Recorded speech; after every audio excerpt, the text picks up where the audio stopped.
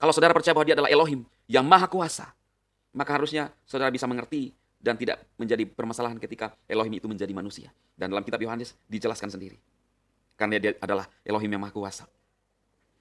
Dia bisa melakukan apa saja. Shalom saudara terkasih dalam Tuhan Yesus Kristus.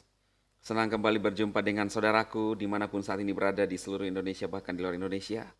Saya percaya dan berharap dan berdoa setiap saudara yang menyaksikan tayangan video ini dalam perlindungan Tuhan kita Yesus Kristus.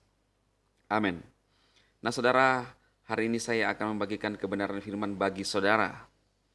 Judulnya adalah tanpa iman tidak mungkin orang itu berkenan kepada Elohim, kepada Tuhan saudara.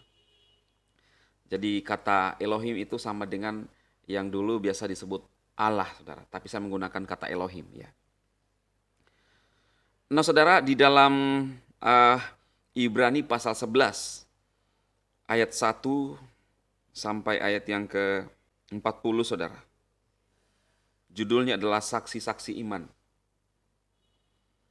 Ayat 1, iman adalah dasar dari segala sesuatu yang kita harapkan dan bukti dari segala sesuatu yang tidak kita lihat.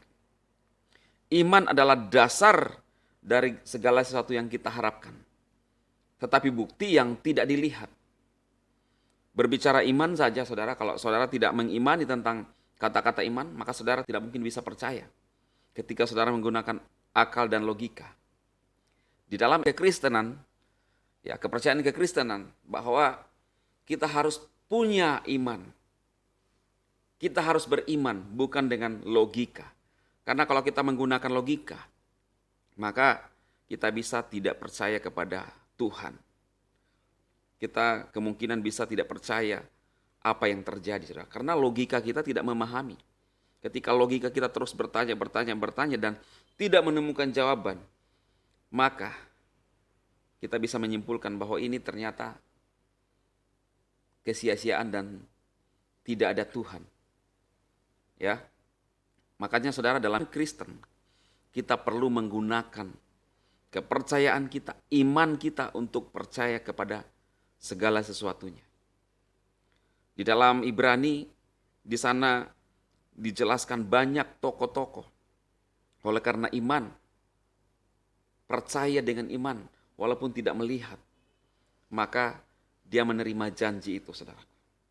Contohnya, karena iman Henok terangkat supaya ia tidak mengalami kematian, dan ia tidak ditemukan karena Elohim telah mengangkatnya. Sebab sebelum ia terangkat, ia memperoleh kesaksian bahwa ia berkenan kepada Elohim. Karena iman, maka Nuh dengan petunjuk Elohim tentang sesuatu yang belum kelihatan, dengan taat mempersiapkan bahtera untuk menyelamatkan keluarganya. Dan karena iman itu ia menghukum dunia, dan ia ditentukan untuk menerima kebenaran sesuai dengan imannya. Itu dalam ayat yang ke-7. Ayat 8. Karena iman Abraham taat ketika ia dipanggil untuk berangkat ke negeri yang akan diterimanya lalu menjadi milik pusakanya. Lalu ia berangkat dengan tidak mengetahui tempat yang ia tujui, saudara. Jadi ada beberapa tokoh-tokoh, bahkan masih banyak lagi saudara bisa membaca di sana. Mereka percaya kepada apa yang disampaikan Elohim walaupun belum melihat. Sama saudara. Lalu ayat yang ke-6 dikatakan, tetapi tanpa iman tidak mungkin orang berkenan kepada Elohim.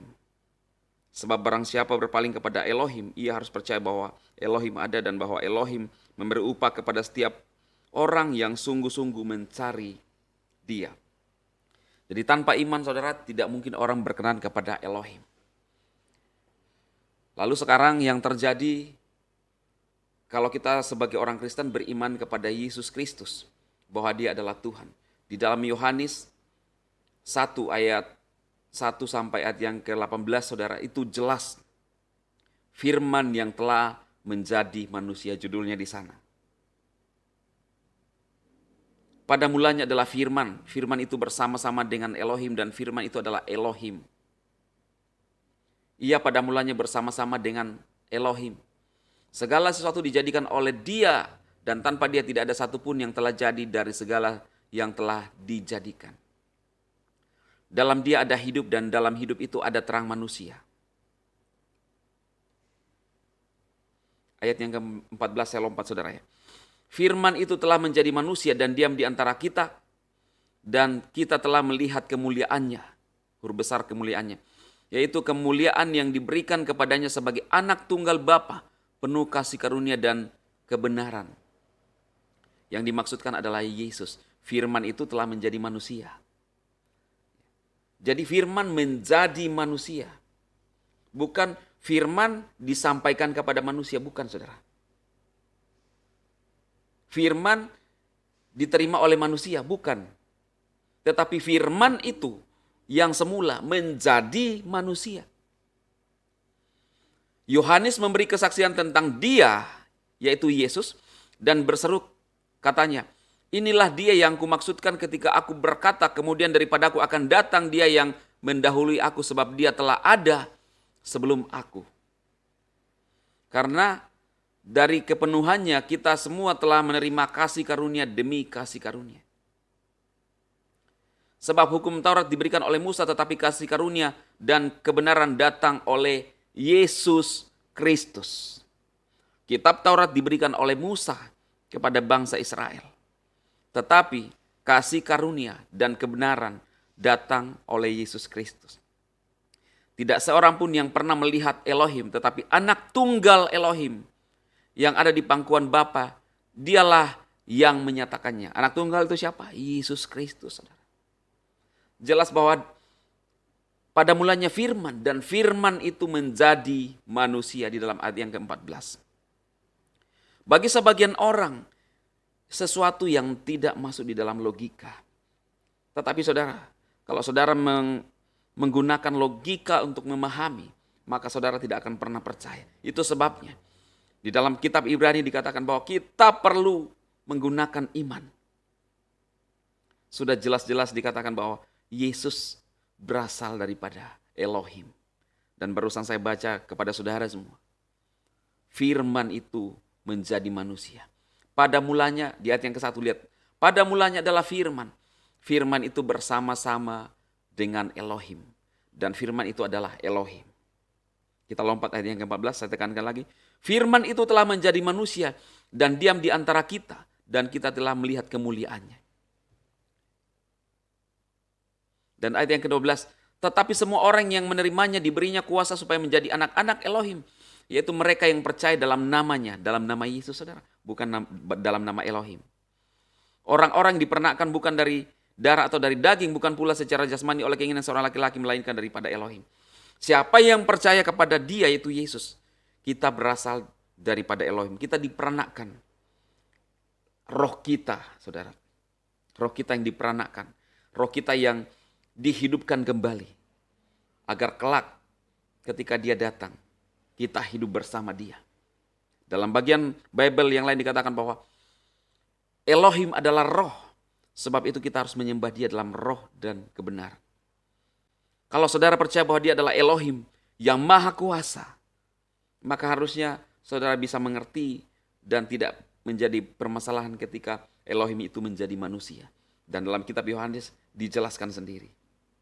Karena dia adalah Elohim yang maha kuasa. Dia bisa melakukan apa saja, saudara. Tetapi manusia tidak bisa melakukan apa-apa. Dia tidak bisa melakukan sesuatu yang melebihi kemampuan. Bahkan manusia, kalau dari diri manusia sendiri, tidak bisa menyembuhkan orang, membangkitkan orang mati. Kalau bukan kuasa Yesus, kuasa Elohim yang diberikan kepada manusia untuk menyatakannya. Saudaraku, biarlah apa yang saya sampaikan, khususnya saudara seiman, ini menjadi rema, menjadi tuntunan bagi kita untuk semakin percaya bahwa di dalam iman kita kepada Yesus Kristuslah kita menerima janji keselamatan. Dunia bisa tidak percaya tentang ketuhanan Yesus. Tetapi kelak ketika Yesus menyatakan dirinya, disitulah orang akan berseru. Dan mereka akan sadar. Tetapi tentunya saudara, pintu itu sudah tertutup. Karena itu selama masih ada waktu, selama masih ada kesempatan, marilah berdoa sungguh-sungguh meminta petunjuk yang benar. Sehingga saudara bisa ketemu jalan kebenaran itu. Dan di dalam Yesus Kristus dinyatakan jalan kebenaran. Akulah jalan kebenaran dan hidup. Tidak ada seorang pun sampai kepada Elohim kalau tidak melalui aku. Kalau tidak percaya kepada Yesus, saudara, maka firman Tuhan berkata, orang itu tidak bisa sampai kepada Elohim. Kisah 4 ayat 12. Keselamatan tidak ada dalam siapapun juga, selain di dalam Dia, yaitu Yesus yang dimaksudkan. Sebab di bawah kolong langit ini tidak ada nama lain yang diberikan kepada manusia, yang olehnya kita dapat diselamatkan. Lihat dalam Kisah 4 ayat 12. Kesaksian Yohanes dan Petrus tentang Yesus. 2-3 orang saksi dinyatakan sah. Yang menyaksikan ketuhanan Yesus bukan cuma 2-3 orang, tetapi sangat banyak pada saat Yesus masih ada dalam dunia, saudara. Dia menyatakannya itu. Karena itu saudaraku yang terkasih, marilah sungguh-sungguh lebih dalam lagi, masuk lebih dalam lagi, membangun iman percaya kita kepada Yesus Kristus. Sehingga kelak Dia datang kedua kali, Dia menjemput saudara dan membawa kita ke tempat di mana Dia berada saat ini. Tuhan memberkati saudara. Mari kita berdoa. Bapa, berkati firman-Mu pada saat ini yang kami dengarkan. Biarlah firman-Mu menjadi rema bagi kami. Dan berkati setiap pendengar yang mendengarkan, khususnya saudara seiman. Biarlah Roh Kudus-Mu bekerja Tuhan, meneguhkan firman. Dan Tuhan bekerja untuk setiap yang mendengarkan ini. Dalam Yesus Kristus kami berdoa kepada Bapa di surga. Haleluya. Amin. Tuhan memberkati saudara semua. Amin, amin, amin.